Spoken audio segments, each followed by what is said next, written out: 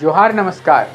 झारखंड समेत देश दुनिया की तमाम बड़ी खबरों में से कुछ प्रमुख खबरों पर आइए नजर डालते हैं। जोहार दर्शकों, स्वागत है आपका आज के ताज़ा समाचार बुलेटिन में। हम आपके लिए लेकर आए हैं झारखंड और देश दुनिया की 30 बड़ी खबरें। तो चलिए बिना देर किए शुरू करते हैं। सबसे पहले बात झारखंड की। रांची के सिरमिटोली चौक से अपहृत 9 वर्षीय बच्ची को पुलिस ने कुज्जू से महज 2 घंटे में सकुशल बरामद कर लिया, जिसमें डीआईजी सह एसएसपी चंदन कुमार सिन्हा के निर्देश पर पुलिस की त्वरित कार्रवाई सफल रही। अपराधियों ने फायरिंग कर हुंडई कार से बच्ची का अपहरण किया था, जिसमें बाइक के नंबर का दुरुपयोग कर साजिश रची गई थी। सीसीएल रांची में पदस्थापित डॉक्टर रत्नेश जैन एक साथ 3 महत्वपूर्ण पद संभाल रहे हैं, जिन पर प्रशासनिक कार्यों में बाधा और भ्रष्टाचार के गंभीर आरोप लगे हैं। गुप्त शिकायत पत्र में मरीजों को अपनी पसंद के निजी अस्पताल में रेफर करने, सुरक्षा मद में घोटाला और नर्सिंग घोटाले जैसे 4 प्रमुख आरोप लगाए गए हैं। डॉक्टर जैन ने इन आरोपों को पुराना और बेबुनियाद बताया। हालांकि सुरक्षा घोटाले पर उन्होंने कोई स्पष्ट जवाब नहीं दिया।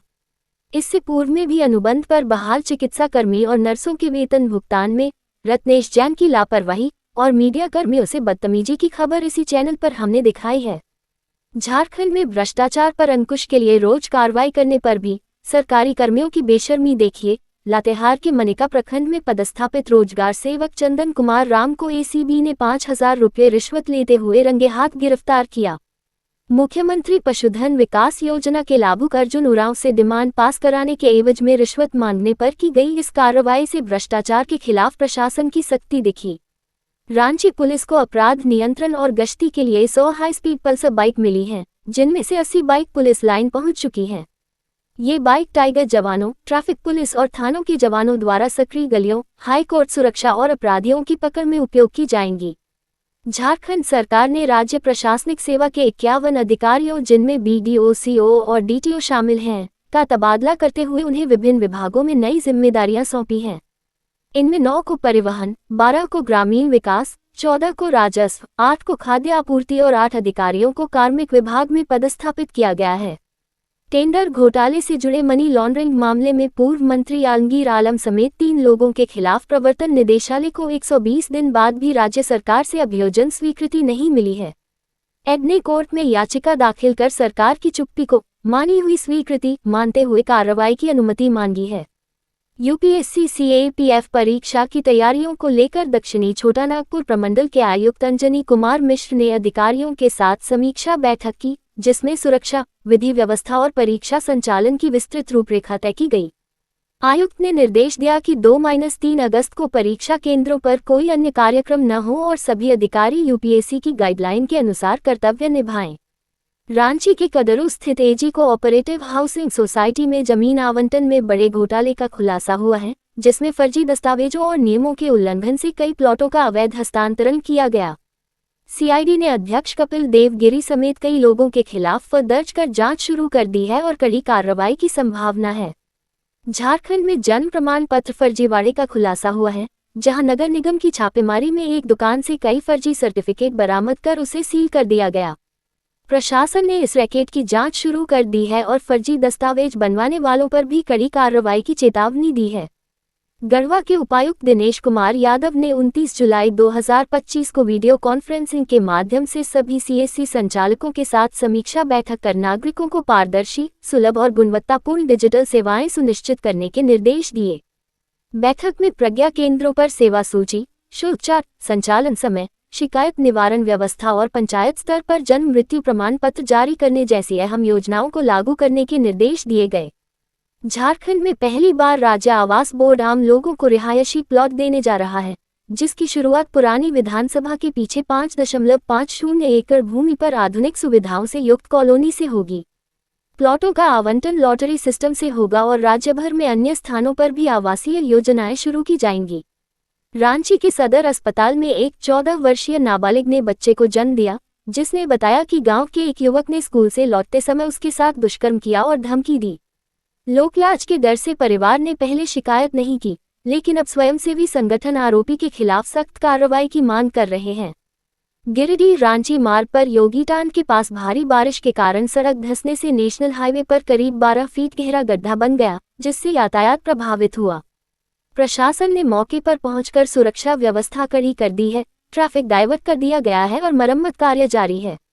जन शिकायत निवारण दिवस में उपायुक्त ने अधूरी नाली निर्माण से हो रही जलभराव की समस्या पर स्थलीय जांच कर शीघ्र कार्रवाई के निर्देश दिए।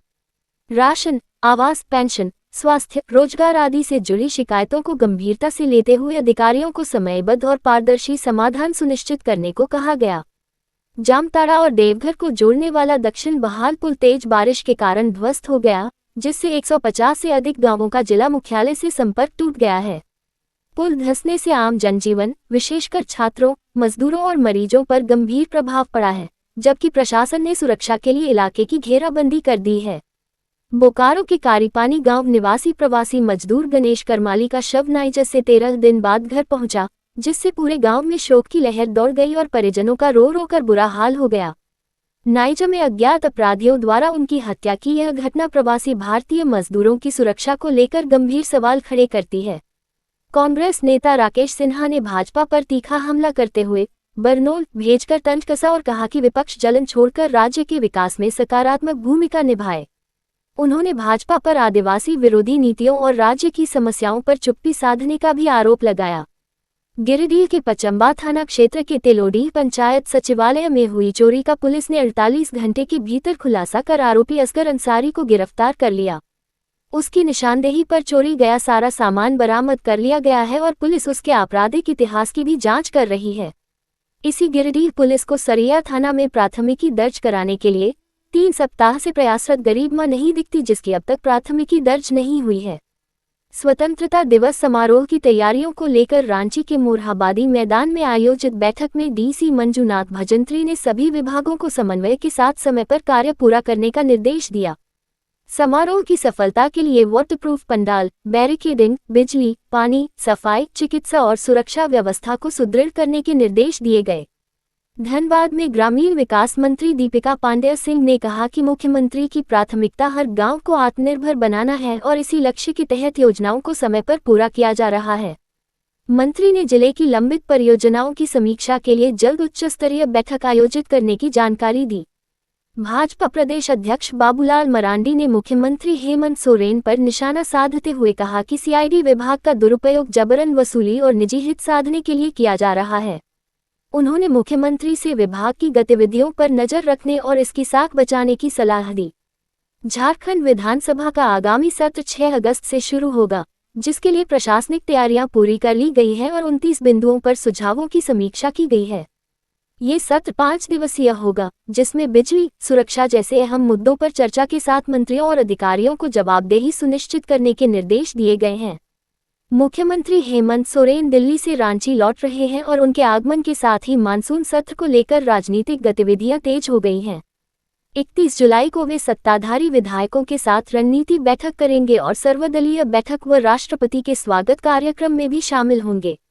अब देखिए राष्ट्रीय सुर्खियां। कई प्रमुख सरकारी बैंकों जैसे SBI, PNB, Canara bank, bank of Baroda आदि ने सेविंग्स अकाउंट में मिनिमम बैलेंस रखने की अनिवार्यता समाप्त कर दी है, जिससे खाताधारकों को अब कम बैलेंस पर कोई जुर्माना नहीं देना होगा। ये बदलाव करोड़ों ग्राहकों को राहत देगा, क्योंकि पहले बैंकों को मिनिमम बैलेंस जुर्माने से हजारों करोड़ की कमाई होती थी। दक्षिण पूर्व रेलवे ने अगस्त माह में संरचनात्मक और सुरक्षा कार्यों के चलते कई ट्रेनों को रद्द, डाइवर्ट और शॉर्ट टर्मिनेट करने का निर्णय लिया है। यात्रियों से अपील की गई है कि यात्रा से पहले संबंधित ट्रेनों की स्थिति रेलवे की वेबसाइट या सोशल मीडिया से जरूर जांच लें। रूस के कामचटका प्रायद्वीप के पास समुद्र में 8.7 तीव्रता का शक्तिशाली भूकंप आया, जिससे रूस, जापान, अमेरिका समेत कई देशों में सुनामी की चेतावनी जारी की गई और लोगों को ऊंचे स्थानों पर भेजा गया। भूकंप के झटकों से कई इलाकों में अफरा-तफरी मच गई, बिजली और मोबाइल सेवाएं ठप हो गईं, जबकि प्रशांत क्षेत्र में 1 से 3 मीटर ऊंची लहरों की आशंका जताई गई है। World championship of legends WCL में भारत ने एक बार फिर पाकिस्तान के खिलाफ सेमीफाइनल खेलने से इनकार कर दिया, जिससे 31 जुलाई को होने वाला मुकाबला रद्द हो गया। स्पॉन्सर कंपनी स्माइट्रिप ने भी समर्थन में हाथ खींचते हुए कहा कि आतंकवाद और क्रिकेट साथ नहीं चल सकते और देश हित को प्राथमिकता दी। बिहार चुनाव से पहले सीएम नीतीश कुमार ने आशा और ममता कार्यकर्ताओं की प्रोत्साहन राशि दोगुनी करने की घोषणा की, जिसे सरकार ने सामाजिक हित में बड़ा कदम बताया है। विपक्षी नेता तेजस्वी यादव ने इसे अपनी पुरानी पहल बताते हुए नीतीश सरकार पर नकल और चुनावी चालबाजी का आरोप लगाया है। बिहार सरकार ने सभी बसों में आगे की 4 पंक्तियों की सीटें महिलाओं के लिए आरक्षित करने का फैसला लिया है, ताकि उनकी यात्रा सुरक्षित और सुविधाजनक हो सके। ये निर्णय परिवहन विभाग की बैठक में लिया गया और महिला यात्रियों की बढ़ती संख्या को ध्यान में रखते हुए लागू किया गया है। बिहार के जहानाबाद में आय प्रमाण पत्र के लिए सैमसंग पुत्र आईफोन के नाम से फर्जी ऑनलाइन आवेदन कर सरकारी सिस्टम का मजाक उड़ाया गया, जिससे प्रशासन में हड़कंप मच गया। को ने इसे गंभीर शरारत मानते हुए साइबर थाना में शिकायत दर्ज कराई है और आरोपी की पहचान कर कड़ी कार्रवाई की तैयारी की जा रही है। मोतिहारी के पीपरा थाना में तैनात महिला दारोगा आभा कुमारी को आरोपी से घूस मांगने के मामले में एसपी स्वर्ण प्रभात ने सस्पेंड कर दिया। ऑडियो क्लिप वायरल होने के बाद जांच में आरोप सही पाए गए, जिसके बाद ये कड़ी कार्रवाई की गई। ये थी आज की 30 बड़ी खबरें। अगर आप ऐसे ही अपडेट्स पाना चाहते हैं तो हमारे YouTube चैनल को सब्सक्राइब करें, Facebook पेज को लाइक करें और इस वीडियो को शेयर जरूर करें। फिर मिलेंगे अगले बुलेटिन में। तब तक के लिए जोहार और नमस्ते। तो कैसी लगी आपको हमारी ये खबर, ये हमें कमेंट बॉक्स में लिखकर ज़रूर से बताएं और ऐसे ही नवीनतम ताज़ा अपडेट्स, खास खबरों से रूबरू बने रहने के लिए बने रहें हमारे संग। कैमरा के पीछे से मेरा सहयोग कर रहे अजय महतो, आनंद चौहान के साथ मैं विजय दत्त पिंटू रांची।